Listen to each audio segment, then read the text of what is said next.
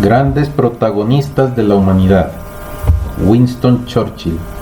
Libro biográfico de 1985, de Editora 5, Bogotá, Colombia. Capítulo 4, parte 2. Un pacifista en la Armada. En realidad necesitó de todo su dinamismo, pues su nombramiento fue muy mal acogido por los profesionales. En su calidad de diputado liberal, Winston siempre se había manifestado como un resuelto pacifista.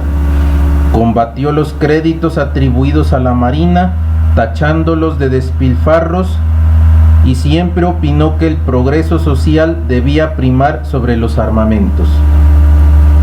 Por lo tanto, los temores de las clases conservadoras y de los marinos estaban justificados, en la medida en que esas gentes eran incapaces de comprender a Winston Churchill. Era el pragmatismo en persona, y reaccionaba ante los acontecimientos devolviendo golpe por golpe. Mientras que los demás se dejaban llevar por la rutina de sus hábitos de pensar, de sus doctrinas tradicionales, él se atenía a la realidad. Y el Churchill de la amenaza alemana de 1911 no podía ser el mismo hombre que el ministro de Comercio de las Reformas Sociales de 1908. Al llegar noviembre, Sir Arthur Wilson dimitió con escándalo. Su salida del Consejo fue seguida por la de los otros lores de la mar, excepto uno. Churchill se había quedado solo ante la barra, pero estaba respaldado por Lord Fisher de Kilverstone, que no hacía mucho se había retirado como primer lord de la mar, y Fisher era un personaje fuera de serie. Tenía entonces 70 años, había entrado en la marina a los 13. En el almirantazgo había emprendido vastas reformas en el reclutamiento y la instrucción del personal.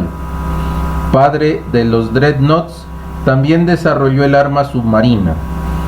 Era un genio que de vez en cuando se mostraba algo caprichoso, pero no era prisionero de la tradición.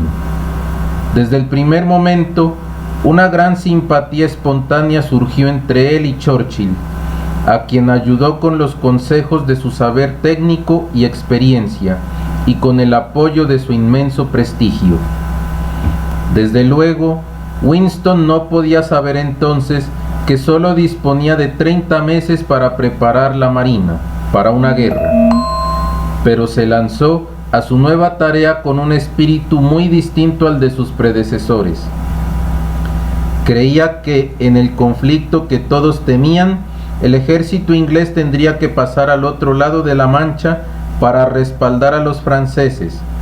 Ya cifró en 107.000 hombres el primer cuerpo expedicionario. La escuadra debía asumir sus funciones no solamente partiendo de sus bases escocesas, sino también garantizando el transporte de ese cuerpo. De ahí la necesidad de un Estado Mayor General de la Marina, que estuviese en estrecho contacto con el del ejército. No tardó mucho en conquistar a los marinos, pero a costa de sus buenas relaciones con el resto del gobierno. Su programa de modernización y ampliación de la flota costaba un ojo de la cara. Churchill se propuso construir 2 dreadnoughts por cada unidad que votara la marina alemana.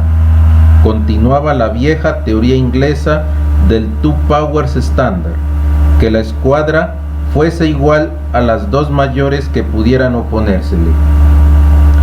Lloyd George, canciller del Exchequer, puso las manos en el cielo y llegó a acusar a Churchill de haber renegado de sus ideas liberales y haberse convertido en un belicista.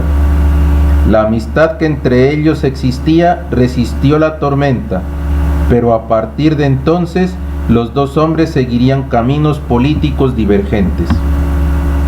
La carrera de los armamentos preocupó al gobierno inglés hasta el punto de que, como consecuencia de una discreta iniciativa del Kaiser, Lord Haldane, ministro de la guerra, se trasladó a Berlín para buscar un terreno de compromiso. Sin embargo, durante las conversaciones, que llenaron los meses de febrero y marzo de 1912, los ingleses tropezaron con el tosudo orgullo prusiano. Los alemanes accedían a frenar su programa de construcciones navales, pero a cambio de una declaración de neutralidad por parte de Gran Bretaña en caso de un conflicto. Dicho de otro modo, exigían la ruptura de la entente cordial. Sin embargo, las deliberaciones acabaron en fracaso. Winston Churchill se congratuló no solamente porque era hostil a unas conversaciones con Alemania, de las que en su opinión nada bueno podía salir, sino porque sacó de ellas sus propias consecuencias. El presupuesto que presentó para la Royal Navy en el ejercicio de 1912-1913 era totalmente formidable. Suponía más de 50 millones de libras esterlinas.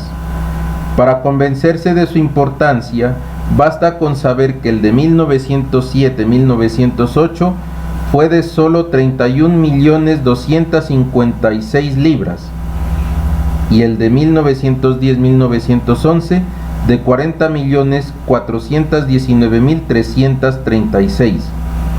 Durante 5 años la progresión había sido regular, pero jamás alcanzó aquella altura. Churchill no solo se dedicó a la escuadra, sino que se le debe la creación de una nueva arma, la aeronaval. Siguiendo su costumbre, había comprendido el papel que iba a desempeñar la aviación en el futuro conflicto y se apresuró a entrar en huerto ajeno, porque el arma de aviación era hasta entonces un campo cerrado del Ministerio de la Guerra, que la consideraba como algo decorativo.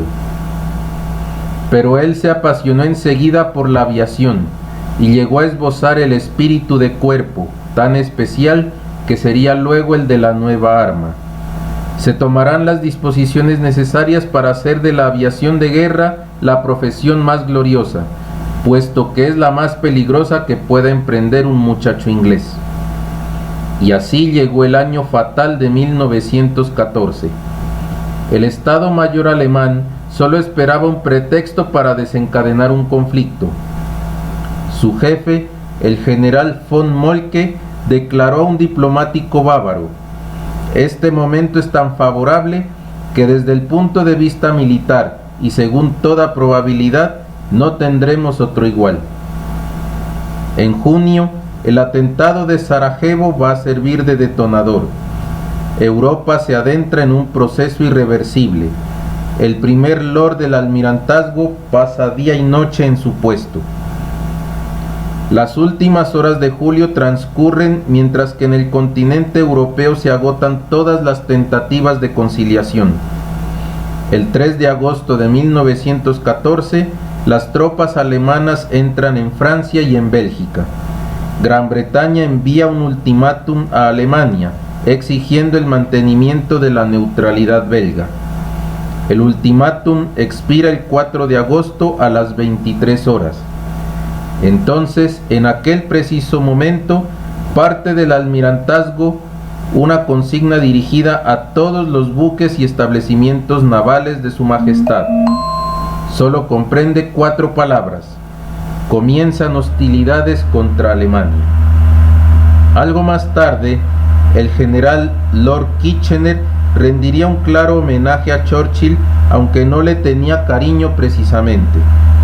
En un consejo de guerra le dijo: por lo menos hay una cosa que puede apuntarse en su favor, la flota está preparada.